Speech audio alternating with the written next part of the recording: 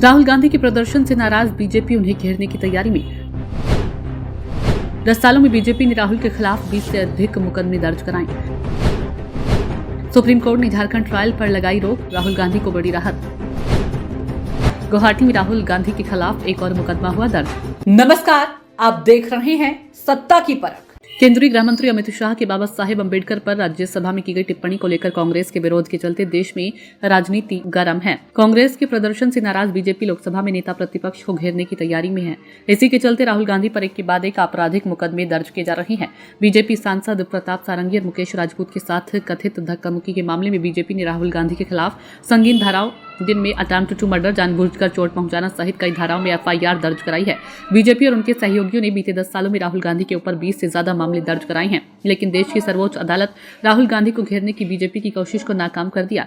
2019 में लोकसभा चुनाव के दौरान झारखंड में केंद्रीय गृह मंत्री अमित शाह के खिलाफ कथित मानहानि वाली टिप्पणियों को लेकर कांग्रेस नेता राहुल गांधी के खिलाफ चल रहे आपराधिक मानहानि के मामले में ट्रायल कोर्ट की कार्रवाई पर रोक लगा दी है। 2019 में ये मुकदमा बीजेपी के कार्यकर्ता नवीन झा ने दर्ज कराया था। नवीन झा ने आरोप लगाया कि राहुल गांधी ने 2019 के लोकसभा चुनावों से पहले चाईबासा में एक सार्वजनिक सभा के दौरान अमित शाह के खिलाफ आपत्तिजनक टिप्पणी की थी और वह मानहानि वाला था। राहुल गांधी की ओर से पेश वरिष्ठ अधिवक्ता अभिषेक मनु सिंघवी ने सुप्रीम कोर्ट के सामने दलील दी कि कई फैसलों के अनुसार केवल वही व्यक्ति आपराधिक मानहानि की शिकायत दर्ज कर सकता है जो वास्तव में मानहानि का शिकार हुआ हो। सुप्रीम कोर्ट के जस्टिस विक्रम नाथ और जस्टिस संदीप मेहता की पीठ ने झारखंड सरकार और बीजेपी नेता को नोटिस जारी करते हुए राहुल गांधी की अपील पर उनका जवाब मांगा है। कोर्ट ने कहा कि हम अगले आदेश तक ट्रायल कोर्ट की कार्रवाई पर रोक लगाते हैं।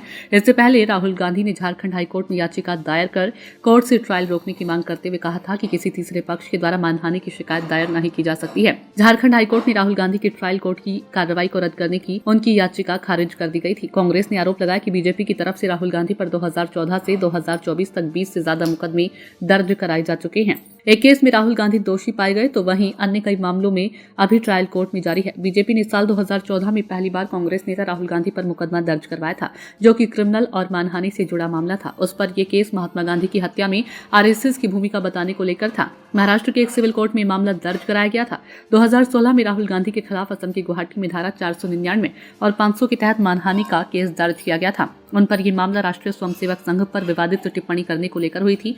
साल 2017 में कांग्रेस नेता राहुल गांधी पर बेंगलुरु में पत्रकार गौरी लंकेश की हत्या के मामले में आरएसएस की गई टिप्पणी को लेकर मुंबई में मानहानि का मामला दर्ज कराया गया था। राहुल गांधी के विरुद्ध 2018 में कई मामले दर्ज हुए थे। यूपी की राजधानी लखनऊ और दूसरा मुकदमा सुल्तानपुर रांची महाराष्ट्र में उनके ऊपर मामले दर्ज हुए थे। रांची में उनके खिलाफ 20 करोड़ रुपए की मानहानि का केस दर्ज है।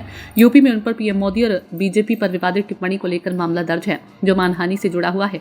2018 में राफेल डील को लेकर बीजेपी का मजाक उड़ाने को लेकर राहुल गांधी पर गुरुग्राम में एक मामला दर्ज किया गया था। साल 2019 में मोदी सरनेम को लेकर राहुल गांधी पर देश भर में 5 मुकदमे दर्ज किए गए। राहुल गांधी ने रैली में कहा था कि मोदी सरनेम के लोग ही चोर क्यों हैं। उन पर सूरत, पटना, अहमदाबाद, रांची और दिल्ली में केस किया गया था। सूरत कोर्ट ने उन्हें दोषी ठहराया था, जिसके बाद राहुल गांधी की सदस्यता चली गई थी। 2019 में तत्कालीन बीजेपी अध्यक्ष अमित शाह पर हत्या के आरोप में कांग्रेस सांसद पर अहमदाबाद कोर्ट में मानहानि का केस दर्ज करवाया गया था। 2021 में दिल्ली, मुंबई और झारखंड में कांग्रेस नेता राहुल गांधी पर मुकदमा दर्ज किया गया था। दिल्ली में उन पर रेप विक्टिम को लेकर किए गए दावों को लेकर मामला दर्ज हुआ था, जिसमें उन पर पॉक्सो की धारा भी लगाई गई। दिल्ली हाईकोर्ट में यह मामला चल रहा है।